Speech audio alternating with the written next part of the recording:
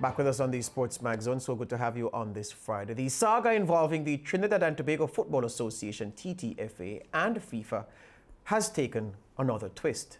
Today, United TTFA, the group which had taken FIFA to the local high court and effectively caused the country to be banished from world football, filed a claim at the same court indicating it was withdrawing a previous notice to discontinue the court action against FIFA. We all know the story. United TTFA went to the TT High Court to challenge FIFA's installation of a normalization committee to run the TTFA for the next 2 years.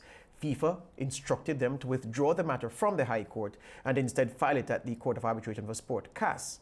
The attempt to do so, half-hearted we may call it, ahead of FIFA's second deadline of 3 p.m. TT time on September 23, has caused Trinidad and Tobago to be suspended by FIFA. Well, you could make it up. 24 hours after FIFA's notice of suspension, United TTFA, through its leader, William Wallace, filed a document with the court, withdrawing its previous document intended to discontinue the fight with FIFA. The filing said simply, the applicant withdraws and discontinues the notice of application for permission to withdraw the claim, draft order, and the affidavit of William Wallace in support of the said application dated and filed September 23, 2020. Meanwhile, Concacaf today issued a statement on the decision by FIFA to suspend the TTFA. The statement says, Concacaf has noted FIFA's decision to suspend the TTFA. This matter was discussed during an emergency meeting of the Concacaf Council last night, and the following was agreed. For the purposes of the 2021 Gold Cup draw set to take place on Monday, September 28 at 8 p.m. Eastern Caribbean time or Eastern time, Trinidad and Tobago will be drawn in the prelims as agreed. However, they will only participate in the competition if the suspension imposed on the TTFA is lifted by FIFA by 5 p.m. Eastern time on December 18, 2020. If the suspension imposed on the TTFA is not lifted by FIFA by 5 p.m. ET on December 18, 2020, Trinidad and Tobago will be replaced in the Gold Cup prelims by the Antigua and Barbuda Football Association as the next highest ranked team based on their 2019 Concacaf Nations League performance. That's what CONCACAF's statement said. And my producer, can you just check how many days between now and December 18 for me, please? Early this afternoon, William Wallace broke his silence. He issued a statement on the letterhead of the Trinidad and Tobago Football Association. That statement says, on Wednesday, September 23, I instructed the TTFA attorneys to file the necessary documents to withdraw the claim between TTFA and FIFA before the High Court of Justice in Trinidad and Tobago. This followed an informal meeting held with the TTFA membership on the evening of Tuesday, September 22. Many of our members were of the view that although they supported the court case in principle, the threats by FIFA on at least 2 occasions to take punitive action against the TTFA was too high a cost to pay for continuing with what is a legitimate action before the Trinidad and Tobago High Court of Justice. As a result, the majority of our members indicated they were of the opinion the matter should be withdrawn from our court. To this end, and in accordance with the civil procedure rules in Trinidad and Tobago, a notice of application for permission to withdraw and discontinue the claim was in fact filed on the 23rd September 2020 and was supported by my affidavit and a draft order. Notice, no note of the time that was set because the time is crucially important. FIFA set a deadline of 3 p.m. Wallace says it was filed on September 23 but did not indicate a time.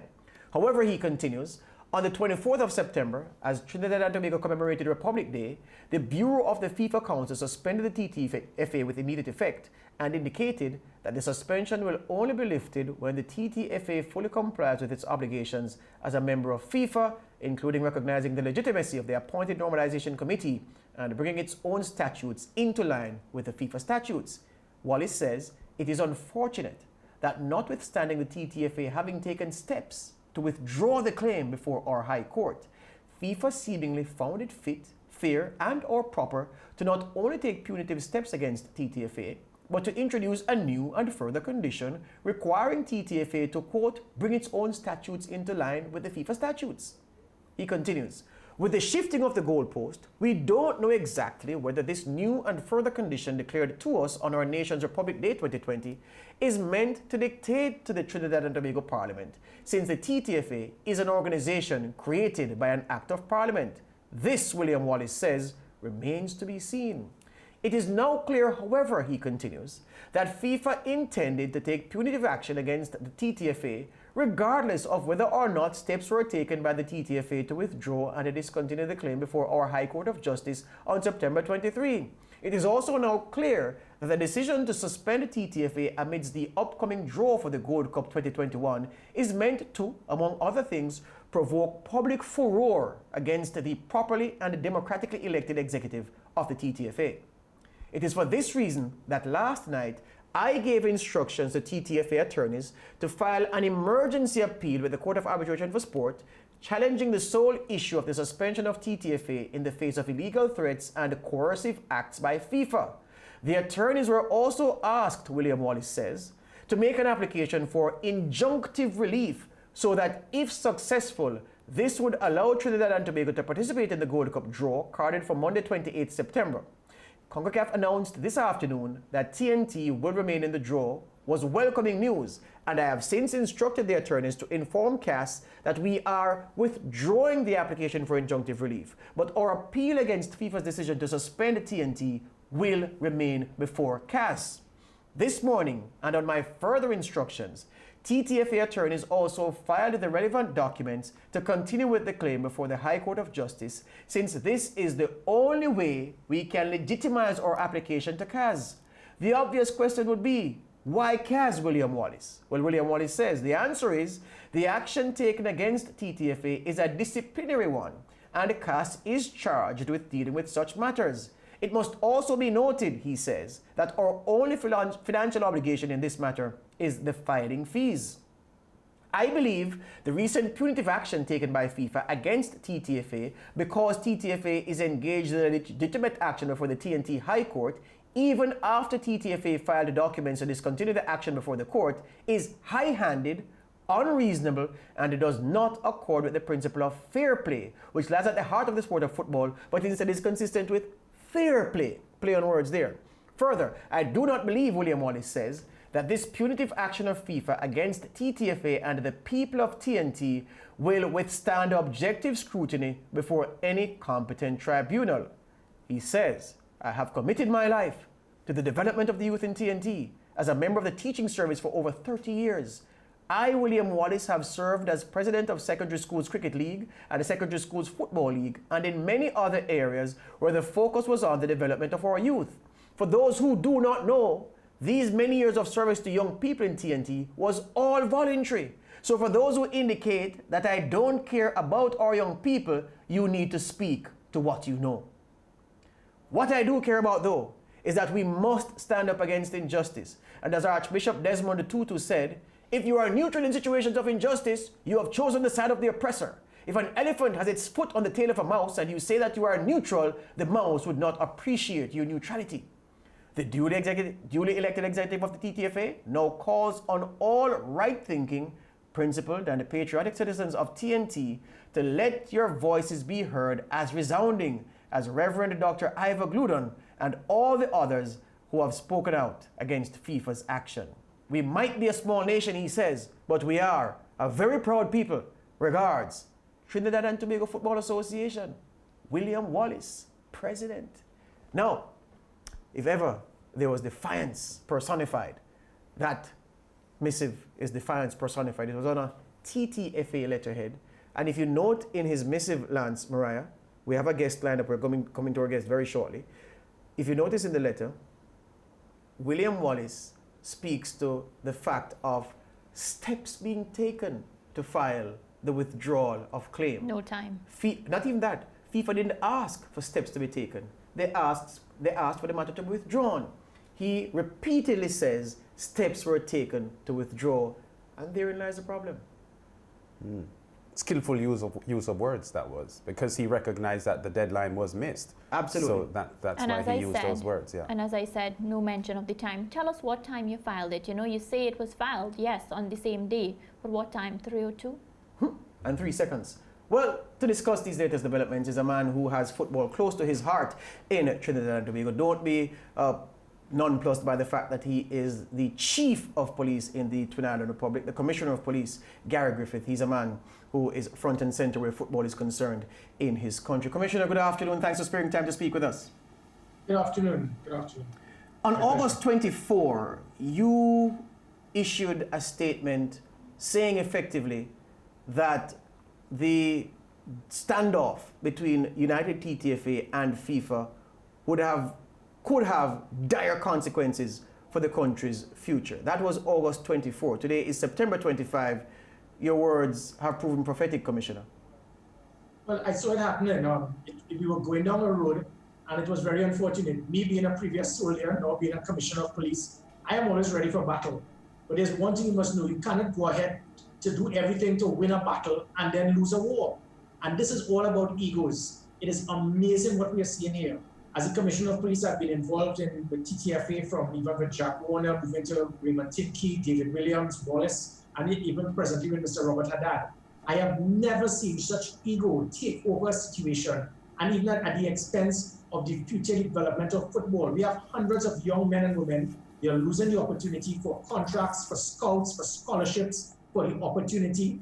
And even our nation, the national supporters, they are losing the opportunity to dream. The government is not going to be putting a cent anymore. The private sector is certainly not going to put a cent. You're not going to get anything from FIFA. So I don't know what they are fighting for. They want to be big fish in small pond. I think it is very unfortunate. We have been seeing flip-flop after flip-flop in this situation. What is next? For them to have a withdrawal of the withdrawal of the withdrawal, and it continues to happen. What I need to make mention about here is that because of this, the coaches are not going to get paid. So I'll expect that Mr. Terry Fenwick, Angus Eve, all of them, rightfully so, they do not need to complain to Robert Haddad anymore. The TTFA have claimed that they are in control and they are the bosses, but then pay the coaches. Everything is going to collapse. And what makes it even worse is that the main stakeholders in Trinidad and Tobago's football, that being the members, the clubs, they were there. The members told you to pull back, and you did not. You did not adhere to the deadline at 3 p.m. Even when you looked at the letter was very rude, it was obnoxious, it virtually stated to people and to the world that we are practically putting a gun to our heads, and we are being put under pressure to send this letter to you.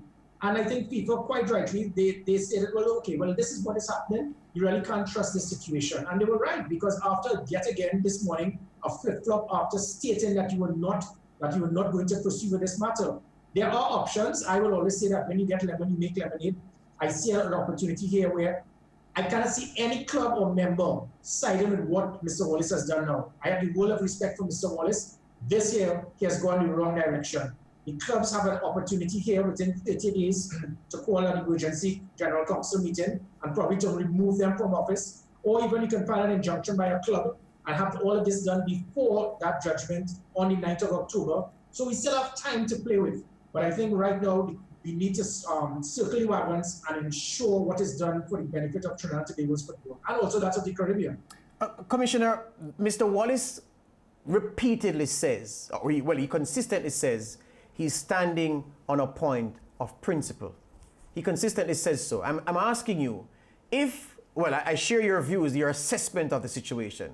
How is it that so many men and women of the football who value the collective power and do-goodery, let me create a term, of the football, who are concerned about the prospects of youngsters, everybody connected with football, those who have football's best interest at heart and the people in it, how could they continue, or how can they continue to stand aside, murmur to themselves, and allow someone who says they are crusading on a point of principle to continue to handcuff the country's football to all kinds of implements and obstacles, Commissioner? That's the question I'm asking you.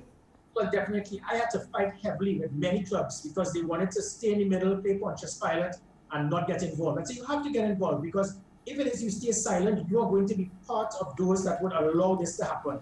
Thankfully, through Mr. Brent Sancho, myself, and others, the vast majority of the clubs decided to step in and get involved. Not by turning against Mr. Wallace, but by basically stating this is not the way to go. What is even more, that is a greater hypocrisy we're seeing here, is that Mr. Wallace is now claiming that he wants to go back to the same cast that people were speaking about in the first place. And that is what should have been done, because people were stating, let us deal with this problem through cast. and you did not want to do it, you said, let's go to the local court because you claim that the local court, you may have a better chance to win. But when you do that, you have now justified why people want to go to CAS in the first place than by going to a local court, by you stating that you have a better chance to win a case by going in a certain direction, which is why CAS has that degree of being neutral. And now you're claiming you want to go to the same CAS, but still take action in the local court to justify you having the right to represent TTFA at the same CAS. It is petty, it is uncalled for. This is where all of the stakeholders in Trinidad and Tobago's football must get together, circling wagons, and say that enough is enough. This cannot continue. FIFA have bent over backwards, my personal belief. They have been very flexible, and all that we are seeing is attitude, arrogance. I actually saw a situation with one of the members of Mr. Wallace, his camp, saying the most vulgar things about Mr. Sancho and others. This is not what is required. If we all have the interests of Trinidad and Tobago's football at heart, we are destroying dreams, we are destroying every single thing possible for all young men and women to have an opportunity, not just to represent your country, but for opportunities. The character traits that you build in sport is something that is much more than being a professional footballer. You have from the character traits of a young man playing football in leadership, uniformity, tactics, punctuality, teamwork, not giving up. It makes a young man or woman not just a better footballer, but a better individual. And we are killing dreams, we are killing opportunities because of the ego of some. We cannot continue along this line, and it is hoped that all clubs now will do what is required and remove these individuals from virtually destroying Trinidad and Tobago's football. Gary, one of the conditions laid out by, of course, FIFA is that the Court of Arbitration for Sport will be the only body that will deal with disputes, which means the Trinidad and Tobago High Court should no longer have a say. Do you see this happening, and of course, how soon? Well, again, that's the 9th of October. There's time that we can try to see if we can get them to remove from this. Mr. Wallace, he continues to flip-flop. Hopefully, if people speak to Mr. Wallace, if it is, we get all the clubs to agree and explain to him that he will, as I said, withdraw the withdrawal of the withdrawal, because it will just keep going on. Yeah. And hopefully that can happen, because what Mr. Wallace is saying is, you cannot be a hypocrite. You went to an informal meeting because when the normalization committee wanted to have the meeting, you jumped in there and said you do not have the authority to have the meeting. Yeah. The stakeholders are those who represent Trinidad and Tobago's football. The persons who hold management at TTFA level, you're just representatives for what they want. You refuse to do it. You then had an informal meeting, and the vast majority of the club said, pull out. You have now disregarded that as well, and now you're trying to come about with a decision based on, he said he's doing this on a matter of principle and all sort of different things with elephants and rats and all of that. It has nothing to do with it. You are speaking on behalf of the football clubs, on behalf of the members. The members have told you, pull out, this is not the way to go. If you have a concern, do it through CAS. So what he's doing is outside of the authority and the request of the General Council, of the executive, of the members, of the clubs, of the players. So what he's doing, he's on his own speed at this time, and it is going to lead us to destruction. So this hope, as I said, the clubs will get together and tell him to pull back. Enough is enough.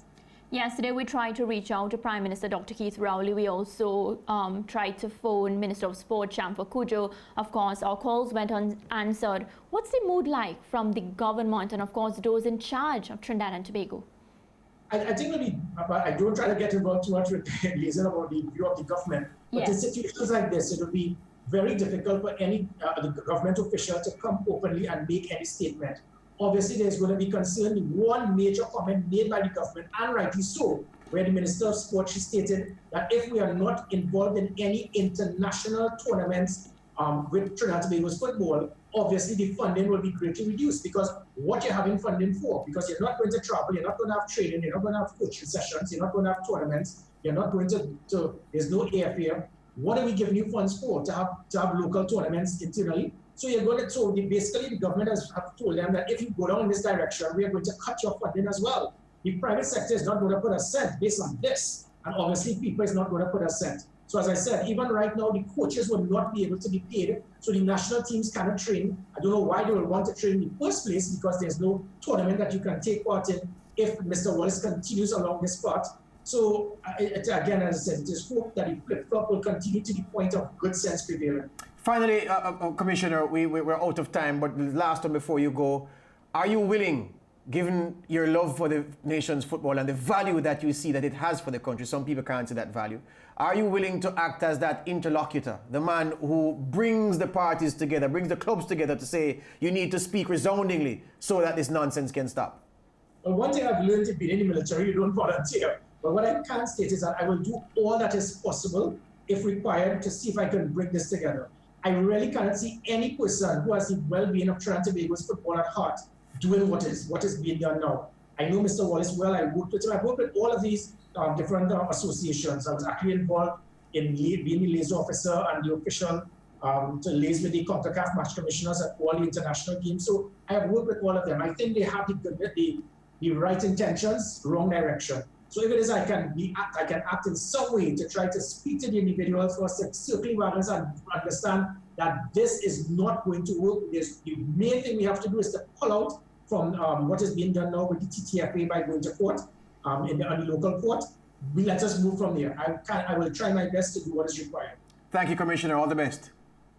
Take care. Commissioner of Police in TNT, Gary Griffith. We're out of time, Mr. Producer, but I have to steal a minute to ask Lance. Lance, you've been around forever. You've seen everything sporting-wise in this Caribbean region. You've covered countries being imposed, well, normalization committees being imposed by FIFA in various territories. You've seen all kind of wranglings. Have you ever seen anything like this, man? Never before. And no one logically takes on FIFA in a battle like this. But I just want to say something quickly before we wrap this segment, because in contentious issues like this, especially when the view and the position seems to be so lopsided, there's this thing about me that I try to search for the underdog side to see what they could be saying. And I just want to present a what if here, because David Nackett presented on in his position yesterday a position of not taking any sides. In other words, he felt that FIFA were villains and William Wallace's United TTFA were villains as well.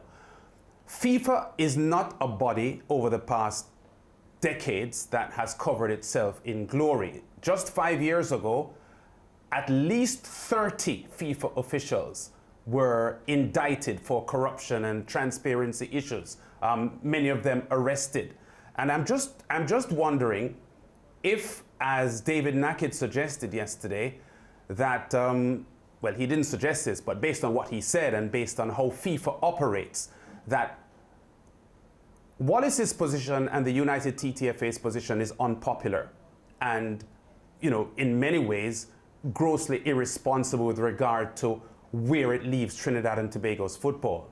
But what if 20 years down the road, when this FIFA empire falls and under the weight of corruption and a lack of transparency, this Trinidad and Tobago FA position is held up by people looking back in history and saying TNT were the only ones of the almost 204 FIFA affiliates that stood up to try to fight FIFA. I'm saying that because maybe that's where Wallace's and the United TTFA's voice is. I'm not saying what they're doing is correct, but I think we have to accept at the same time that FIFA is, I heard Gary Griffith mentioning just now that FIFA is bending over backwards and so on. And I just think that while Wallace's position looks untenable, I think lost in all of this is that FIFA is a body that in many instances, which has been proven, cannot be trusted and has issues of transparency. I would accept that the United TTFA is fighting a losing battle and fighting a battle in a way that they appear unable to win.